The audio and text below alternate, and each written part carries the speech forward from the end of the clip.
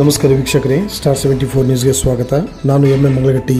ವಿದ್ಯಾಕಾಶಿ ಧಾರವಾಡದಲ್ಲಿ ಅಂತಾರಾಷ್ಟ್ರೀಯ ಕ್ರೀಡಾಪಟುಗಳಿಗೆ ಸನ್ಮಾನ. ನಗರದ ಹೃದಯ ಭಾಗದಲ್ಲಿರುವ ಅಂಜುಮನೆ ಇಸ್ಲಾಂ ಸಂಸ್ಥೆಯಲ್ಲಿ ಉಕ್ಕಿನ ಮಹಿಳೆಗೆ ಸನ್ಮಾನಿಸಲಾಯಿತು.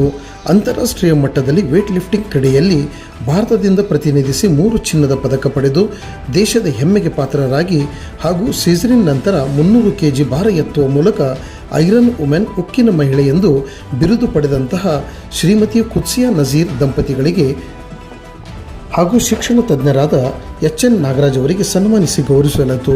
ಈ ಸಂದರ್ಭದಲ್ಲಿ ಅಂಜುಮನೆ ಇಸ್ಲಾಂ ಸಂಸ್ಥೆಯ ಉಪಾಧ್ಯಕ್ಷರಾದ ಶ್ರೀ ಬಶೀರ್ ಅಹಮದ್ ಜಾಗೀರ್ದಾರ್, ಕಾರ್ಯದರ್ಶಿಗಳಾದ ಶ್ರೀ ಸೈಯದ್ ಸರ್ಗಿರೋ, ಖಜಾಂಚಿಯಾದ ಶ್ರೀ ರಫೀಕ್ ಶಿರಹಟ್ಟಿ ಹಾಗೂ ಆಡಳಿತ ಮಂಡಳಿ ಸದಸ್ಯರು, ಪ್ರಾಂಶುಪಾಲರು, ಶಿಕ್ಷಕರು, ವಿದ್ಯಾರ್ಥಿಗಳು ಹಾಗೂ ಸಿಬ್ಬಂದಿ ವರ್ಗ ಉಪಸ್ಥಿತರಿದ್ದರು.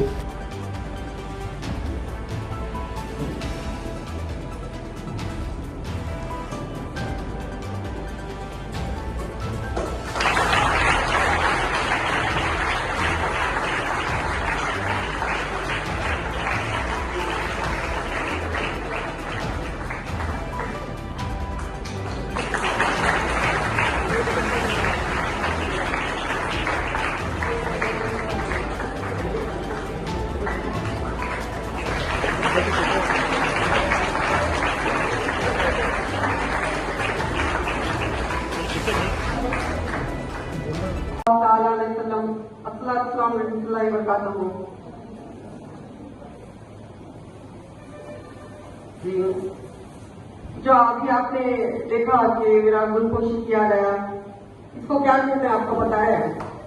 इसको कहते हैं कि अल्लाह की रहमत। अल्लाह की रहमत किसके घर आती है आपको पता है?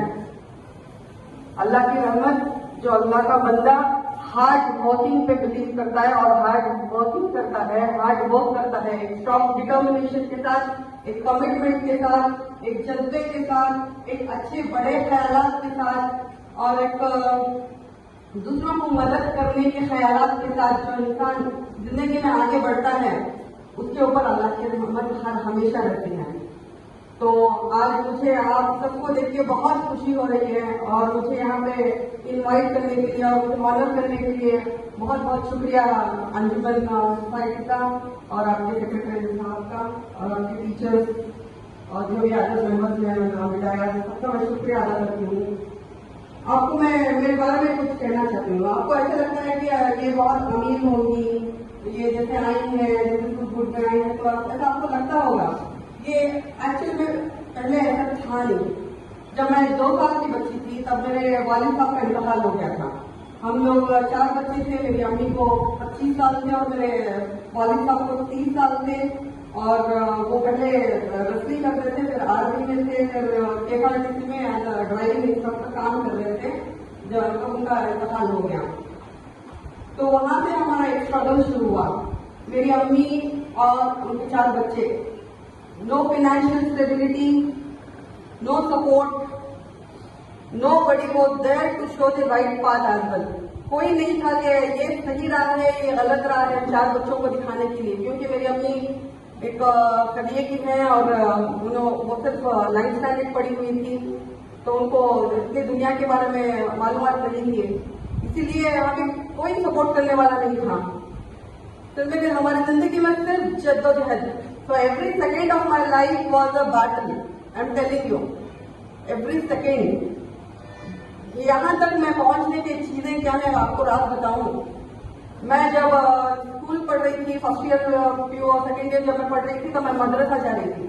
तो मैं आरती दुआ किया है मैंने मदरसे में, दारुल उलूम बगारपेट का जो मदरसा है वहाँ पे मैंने आरती और दुआ किया है और मेरा कुरान शरीफ भी मैं वहीं से बहुत बार दोहराया मैंने। तो जो मेरे अब्बू का इंतकाल हो गया था, वो उस चीज को लेके मैं बहुत डिप्रेस थी। मैं 4th स्टैंडर्ड 5th स्टैंडर्ड तब मैं जब पढ़ रही थी तब मैं तहज्जुद की नमाज पे वक्त उठ के अल्लाह से मैं बातें करती थी कि अल्लाह ताला तू क्यों मेरे अब्बू को क्यों लिया तूने, क्यों हमें ही क्यों तूने यतीम बना दिया। ये थी मेरी जद्दोजहद। It is very emotional. I want you to connect with me, because मैं ये आपको ये मैसेज देना चाहती हूँ कि आपके पास सब कुछ है। अल्लाह ताला ने आपको माँ बाप सही सलाम दिए हैं, अल्हम्दुलिल्लाह फल आपके सर के ऊपर उनका हाथ रहे। तो मेरी जिंदगी में ये सब कुछ नहीं था, ना हमारे वालिद साहब थे, ना फाइनेंशियल स्टेबिलिटी थी, ना घर में कोई पूछने वाला था आप क्या खा रही हैं, क्या पहन रही हैं, कैसे पढ़ रही हैं, अच्छा पढ़ना है, ये बड़े होके ये बनना है, कुछ भी नहीं। नील आई कैन टेल यू, सिर्फ मेरी अम्मी रोती थी। इवन रमजान का जब ईद आती थी तब भी हमारे घर में ऐसा लगता था कि कोई मर गया है। इतना दर्द से हम लोग यहाँ तक मैंने जर्नी तय किया है। तो journey wasn't easy at all. फिर मैंने स्कूलिंग कंप्लीट की, पीयू में मैंने सेकेंड ईयर कंप्लीट किया, फिर diploma in software application computer में मेरा खत्म हुआ था। 18 साल मेरे शुरू हुए तो मेरे वालिद साहब का जो नाम था हमारे सीनियर में पहले था, तो काम कौन करेगा। तो मुझे वो इंडियन फ्लैग जब भी मैं देखती थी तो मुझे बहुत एक स्ट्रॉन्ग फीलिंग होती थी, जब वाइब्रेशन होता था कि नहीं मेरे इंडिया के लिए मैं कुछ करूंगी, मेरे इंडिया के लिए कुछ करूंगी और मैं कर दिखाऊंगी दुनिया को। अल्हम्दुलिल्लाह जैसे मैंने नियत किया अल्लाह ने वैसे मुझे मैंने मदद दिया और मैं यहाँ आपके सामने आज हूँ जी। और मई के महीने में 15 वर्ल्ड रिकॉर्ड एक ही दिन में सेट करने के लिए जा रहे हैं। इसके लिए आपकी दुआएं के लिए बहुत जरूरत है और मैं गुजारिश करती हूँ आप इन्वाइट करने के लिए और मदद करने के लिए बहुत बहुत शुक्रिया अदा करती हूँ। और मेरी लाइफ में कोई नहीं सपोर्ट किया एक इंसान के सिवा, ये है मेरा मोहम्मद अमानुल्लाह। ये मोहम्मद अमानुल्लाह साहब ने मेरे पर नहीं काटे, इंस्टेंट उन्होंने मुझे पर दिए कि उड़ना है, दिखाना है दुनिया को कि क्या औरत क्या कर सकती है। तो इन्होंने मुझे वो मेरे अंदर कॉन्फिडेंस पैदा किया कि कर सकती हैं आप। मैंने किया तो आप सब आपके घरों में भाई होंगे, आपके फादर मतलब आपके वालिद साहब जो हैं वो सब सपोर्ट करते हैं, तो इसका फायदा उठाइए, कुछ बड़ा करने का एक जज्बा रखिए और कर गुजर जाइए। जैसे साहब ने कहा कि क्या कहा आपने वो नहीं शायरी में वो किस्मत लेके आएंगे, किस्मत लेके नहीं आते हैं, किस्मत बढ़ाना पड़ता है। तो किस्मत हमें बनाना पड़ता है। जो कर पाती हैं लड़कों में भी बेहतर कर पाती हैं, मुझे पता है। जो मेरा अंदर ताकत है वो आपके अंदर भी है, उसको पहचानिए। अभी आपका काम क्या है? आपका काम है सिर्फ पढ़ना। पढ़िए, आप दूसरे चीजों में आपका दिमाग मत लगाइए। No distraction in life, we don't need any kind of distraction in life. गौरव फिक्र करनी है, हमारे कौम की गौरव फिक्र करनी है, वरना बहुत गंदा वक्त आने वाला है। ना आए, हम लोग अल्लाह ताला से दूसरों से उनकी फख्र से हम लोग दुआ करते हैं कि हम अच्छे दिन आए। हम लोग ये देखने के लिए जिंदा नहीं है। आज उत्तराखंड में मदरसे को तोड़ा गया है, डिमोलिश किया गया है और 250 लोग इंज्यूर्ड हुए हैं और 4 लोग की डेथ हो चुकी है। बताइए इसका जिम्मेदार कौन है? इसीलिए हमारे जो जड़ है उसको मजबूत करनी है। हमें education is the only way to understand what is going in the world and what initiatives we can take in the world to upgrade ourselves and to be productive. You should not be constant in life. और हमें main streams में आना है। लड़कियां, आप समझिए बात को, आपको जजेस बनना है, डॉक्टर बनना है, साइंटिस्ट बनना है, IAS officers, IPS officers, IRS, IFS officers, ये सब बनना है आपको। आप दूसरे ख्याल छोड़ दीजिए। बाजू वाला क्या कर रहा है आपको नहीं चाहिए। आपको चाहिए कि आपकी जिंदगी में क्या हो रहा है, आप कहां तक पहुंचने की एक नीयत रखती हैं। कीजिए, समझ जाइए, वक्त है, समझ जाइए। आज यहाँ आपने ऑनर किया है, ये देख रहे हैं, लेकिन आप बाहर आएंगे तो आप देखेंगे कि मैं मिनिस्टर्स के साथ मैं डायस पर बैठी रहती हूँ। वो मेरा चॉइस था कि किसी ने मुझे दिखाया नहीं कि अरे तो ये बन जाएगी तो तू ये डायस उनके साथ शेयर कर पाएगी। कि नहीं, ये मेरा चॉइस था। तो even you have choice, you have the choice to fly in the sky. उड़िए, उड़िए, आसमान बहुत बड़ा है, जिंदगी बहुत बाकी है। वक्त को बर्बाद मत कीजिए, अगर वक्त को बर्बाद करेंगे तो वक्त बर्बाद कर देगा आपको, समझ जाइए। मेरी एक ही गुजारिश है मेरे भाइयों और बहनों से कि मेरे भाइयों की एक गुजारिश है कि आप सबको एक अपॉर्चुनिटी दीजिए, चाहिए घरों में जो बच्चे बैठे ड्रॉप आउट हो चुके हैं उनको लेके आइए, उनको पढ़ाइए, उनको समझाइए। हम एक दूसरे का हाथ पकड़ के थाम के चलना ही हमारे पास एक आखिरी रास्ता है। और डिवाइडेड रूल का तो हमारा अभी भी चालू है, सोचिए और फिक्र कीजिए। तो मेरा ये इंटरनेशनल लेवल पहले मई 2023 में साउथ कोरिया में मेरा 3 गोल्ड मेडल मिला, हमने लगभग 75 कंट्रीज से पार्ट किया था उसमें। फिर ग्रीस, यूरोप, ग्रीस जो है, जो हम लोग किताबों में देखते थे वो हम लोग घूम के आए, देख के आए। सिल्वर मेडल बैगेज किया मैंने। और वर्ल्ड चैंपियनशिप जो फिनलैंड में है इस साल सितंबर में, तभी हम लोग इंडिया रिप्रेजेंट करने के लिए इंशाल्लाह जाएंगे। और जून में कॉमनवेल्थ मास्टर गेम्स है ऑस्ट्रेलिया, उसका भी मेरा सिलेक्शन हुआ है, तो वहां भी इंशाल्लाह इंडिया रिप्रेजेंट करने जाएंगे। तो अगर हमारा जो हमारा इंडियन फ्लैग है उसको हम बाहर देशों में लहराएंगे तो वो कितनी गर्व की बात है, कितनी फख्र की बात है, आपको पता होना चाहिए।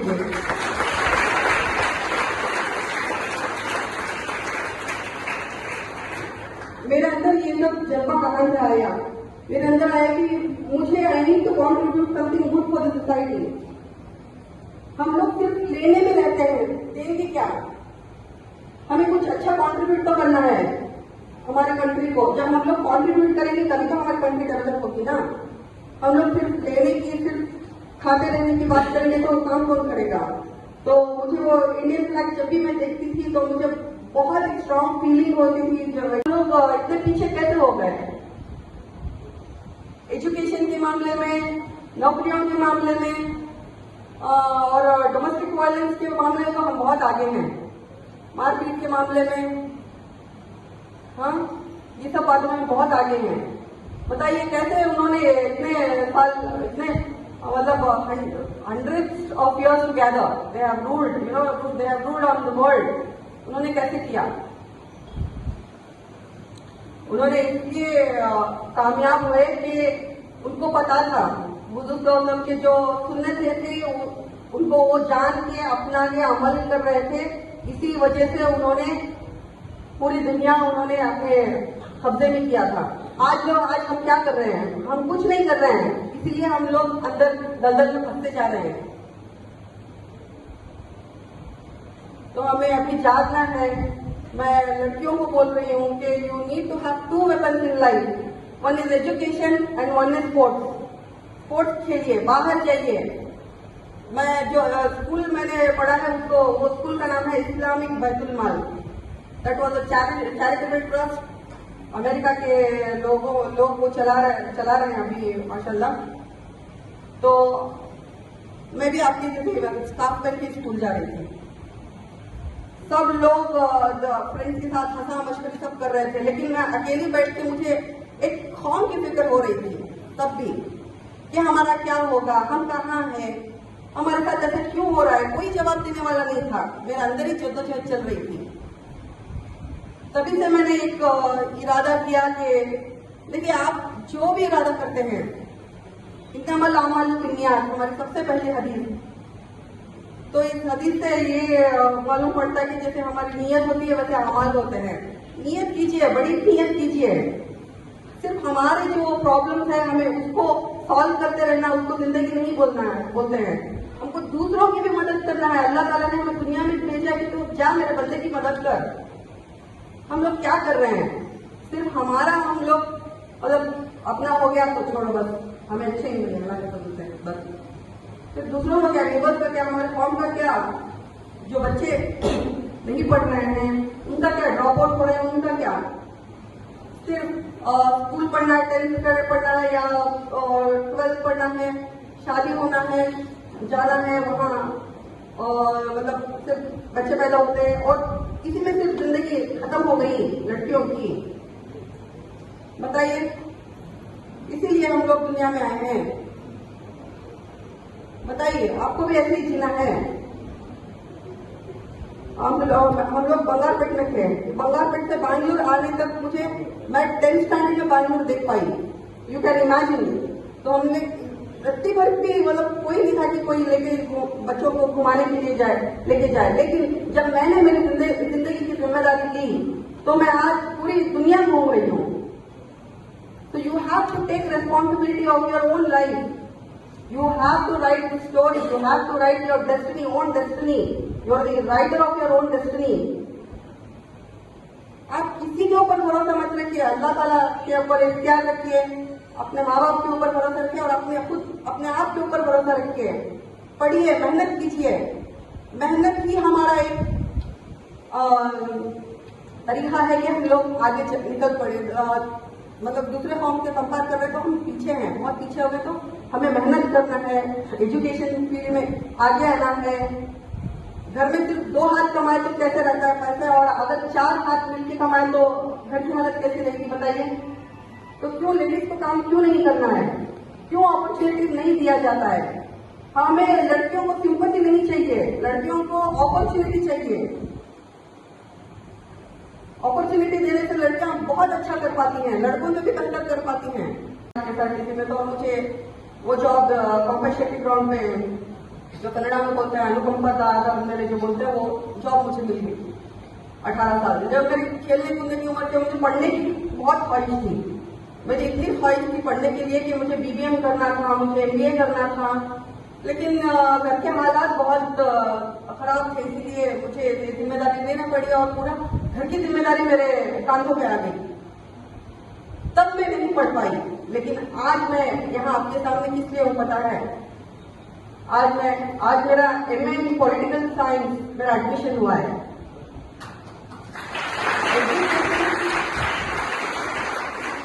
तब मैं नहीं पढ़ पाई।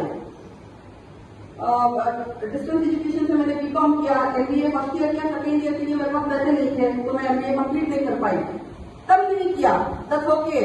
तो अल्लाह ताला हर इंसान को मौके देता है, बार बार मौके देता है, बार बार आपके दरवाजे पर दस्तक देता है। अल्लाह ताला अपॉर्चुनिटी भेजता है। तो you have to grab it, you have to utilize it and you have to उसको पहचानना है। हम लोग दुनिया की चीजों में गफलत में सो रहे हैं। हम लोग सोशल मीडिया के ये झूठे जो रील्स है, ये फेसबुक है, इसमें सब हम लोग हमारा जो वजूद है वो खोते जा रहे हैं। हम लोग ये सोशल मीडिया में जो इन्फ्लुएंसर्स हैं वो सभी अच्छे नहीं होते हैं। जो दिखाना है वो जो कुछ भी आपसे वो लाइक चाहते हैं, वो उनको सब्सक्रिप्शन चाहिए, इसलिए वो झूठे रील सब वो दिखाते हैं। जो असल में चीजें होती है, जो उनकी लाइफ में चलता रहता है, वो नहीं दिखाता है कोई। तो आप क्यों उनके पीछे भागे जाते हैं? That's all fake. हमें ये फेक दुनिया के लिए, ये सब चीजों के लिए अल्लाह ताला ने दुनिया में नहीं भेजा है। हमें अल्लाह ताला ने दुनिया में एक मकसद के साथ भेजा है। मकसद के साथ ये भेजा है कि अपने भाइयों बहनों की हमें मदद करना है, अल्लाह के ताला की इबादत करना है। देखिए, और एक चीज I am telling you very clearly, you have to understand this. Along with the teachers I would like to request to listen very carefully. जो हमारा स्पिरिचुअल है, जो हम इबादत करते हैं, दैट इज कॉल्ड बिलीफ। तो वो बिलीफ घर तक रहना चाहिए, और जब बाहर आते हैं तो वो हमारा होता है behaviour. The behaviour should be always professional, globally वो प्रोफेशनल होना चाहिए। दुनिया और जो दीन और दुनिया जो भी मत मिलाइए, उसको मिला के अपना दिमाग को मतलब कंफ्यूजन में मत डालिए। You have to be very clear in your goals, in your thought. आपको बड़ा सोचना है, बड़ा करना है, और बड़ा अल्लाह ताला से बड़ी बड़ी चीजें मांगी है। अल्लाह ताला यही चाहता है। अल्लाह सातवें आसमान पे तहज्जुद के वक्त पे आके सबको पुकारता है, कोई है मेरा बंदा के कोई मुझसे मांग सके, कोई है बंदा जो मुझे इतने वक्त को याद कर सके। खुद अल्लाह बुला रहा है देने के लिए। आप जो चाहते हैं, दुनिया की दौलत चाहते हैं या अपना आखिरत का जो भी आपको तोशा बनना है या जो कुछ भी करना है, उसके लिए अल्लाह आपको पुकार रहा है। हम लोग क्या कर रहे हैं? हम लोग सो रहे हैं गफलत की नींद में। इसी गफलत की नींद में आज हमारी कौम यहाँ तक पहुंच गई है। हमारा मजाक उड़ाया जा रहा है। देखा वाए बज़ में इतना तो फिक्र में देखा, फिर इसके बाद चरागों में रोशनी भरी।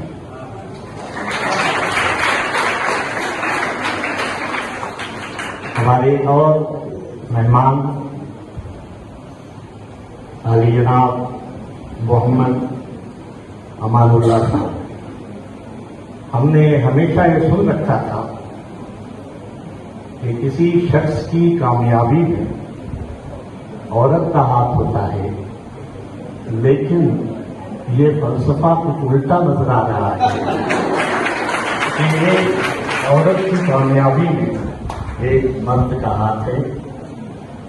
और हमारे लिए भी ये खुशी की बात है और फख्र की बात है कि आज उनके ट्रेनर भी हैं, वो कोच भी हैं और फिर उनके जीवन साथी भी हैं। हम दुआ करेंगे कि ये जोड़ी अल्लाह ताला हमेशा सलामत रखे। हमारे एक और मेहमान यहाँ मौजूद है, श्री नागराज जी। अगर ये ना होते तो शायद आज हम मोहतरमा कुदसिया नजीब से और उनके शोहर से मुलाकात कर पाते और कितनी अच्छी बातें उन्होंने अपनी जिंदगी के हवाले से कही हैं। और ये सब बातें हमारे आज के माशरे के लिए अमल करने की बातें हैं। और मैं मोहतरमा को यकीन दिलाता हूं कि हमारी जितनी बच्चियां यहाँ मौजूद हैं वो आपकी बात को संजीदगी से देंगी, इस पर गौर व फिक्र भी करेंगे और अपने जिंदगी में आपकी बातों पर अमल करने की कोशिश भी करेंगे। हमारे खाजन हम मेरे शागिर्द रफीक अहमद शिरकी साहब जब भी ये स्टेज पर आते हैं कुछ नया करते हैं, हमेशा इनकी आदत है। अगर कि मैं शायर हूं लेकिन मुझसे ज्यादा शेरियत सुनाते हैं। शिरकी साहब हमारे एजुकेशन बोर्ड के मेंबर हैं, मेरे बिरादरम मोहतरम रियाज साहब, मेरे शागिर्द मोहतरम इरफान राष्ट्रपति साहब, यहाँ हमारे प्रिंसिपल्स हैं डॉक्टर मकामदार साहब, पाटिल साहब, मतीन साहब, फिर अब्दुर्रहमान भालिया साहब और दीगर तमाम हमारे गुजरात में मौजूद संस्थापना मौजूद हैं। मोहतरमा अफरोज राजौड़ी साहब ने बहुत अच्छा ताल्लुक हमारे सामने, और फिर उसके बाद उस पर नजर सानी की जरूरत नहीं है। बहरहाल हमारी यहाँ मेरी एक और शागिर्दा जो मेरे मौलवा है, मैं उनको शकीरा शेख कहता हूँ। मैं बेगा साहबा हमारी उनकी मैडम जी मेरी तमाम साथी जो है तालिबात। अस्सलाम वालेकुम व रहमतुल्लाह।